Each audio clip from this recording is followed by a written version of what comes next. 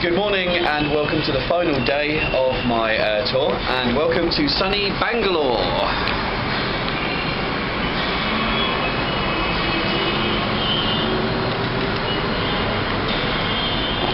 This is the view from my 9th floor room.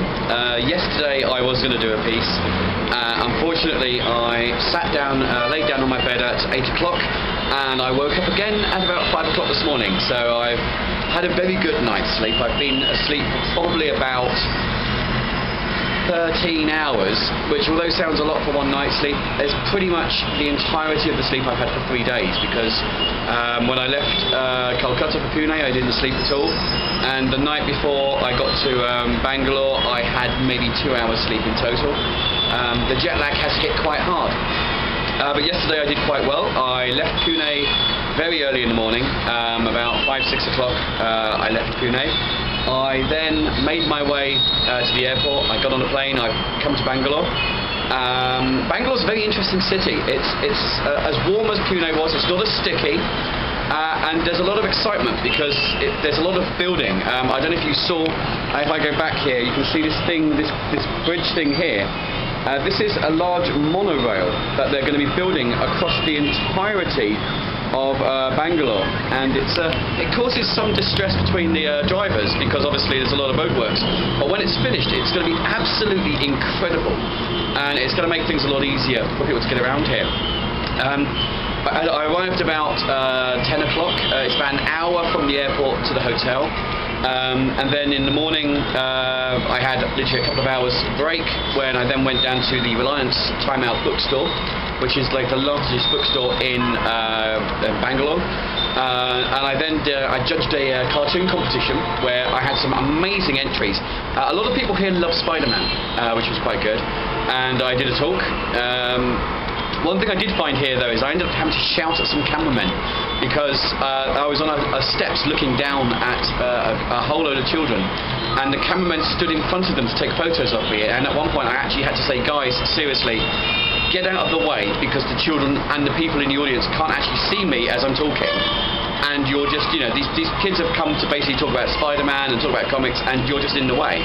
And it almost seemed alien to them that they were even in the way, which was quite surprising. The other thing I have noticed here, of all the places, I mean, I know I laughed at the fact that when I was in Calcutta they thought I'd written movies and Batman, but here there's been a 50-50 split between journalists who had actually bothered to research and journalists who hadn't. There were several occasions where I had one meeting with a journalist who, on her first question, asked if I could draw them a sketch when I said I was a writer, not an artist. She looked horrified and literally ripped up her questions because she'd written 20 very well thought out questions about Tony Lee the artist. I had another one who had written a whole load of questions about the fact that I was the creator of Spider-Man, and when I explained that that was Stan Lee and it happened about 10-20 years before I was even born, they were like, oh. And a third person, after we spent an entire discussion, 6 journalists and myself in a round table discussion about the work that I had with me, which was basically Starship Troopers, Harker, Midnight Kiss, Hopefuls, and you know, they talked about Robin Hood and all the other bits and pieces. After talking about all these books, the journalist turned around to me and said, when do you think you'll be writing your own things, when you stop writing Spider-Man, when you start doing your own stories? And I was like, well, we've been talking about one for the last half an hour. And again, they looked quite shocked. And considering the fact that when I was a journalist, you know, we didn't even have things like Wikipedia where you could quickly look at something. It did get a bit annoying, but I did wonder if that was also the jet lag. So, the hotel's lovely. There's a lot more Europeans I'm finding in Bangalore. In Pune, I think I saw one other European. In Calcutta, I saw a couple, but here, every other person in the hotel realistically is either American, English, or from Europe. So that is quite surreal.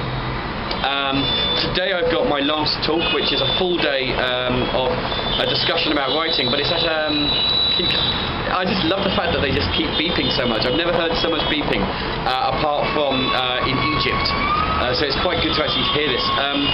But no, I'm doing a talk at an animation college, which is a bit concerning because an animation college might not actually be that bothered about writing, but we'll see how that goes. I'll be getting back about 7 o'clock tonight. It's 10 to 9 now, and at 7 o'clock tonight I'll be getting home. I'll then literally be packing, going to sleep, and then at 3 o'clock tomorrow morning I'll be getting up to return home. So in literally 30 hours, 40 hours from now, I'll be back in England, and this will all be a dream. So it's been fun. You'll probably get one last video report from me.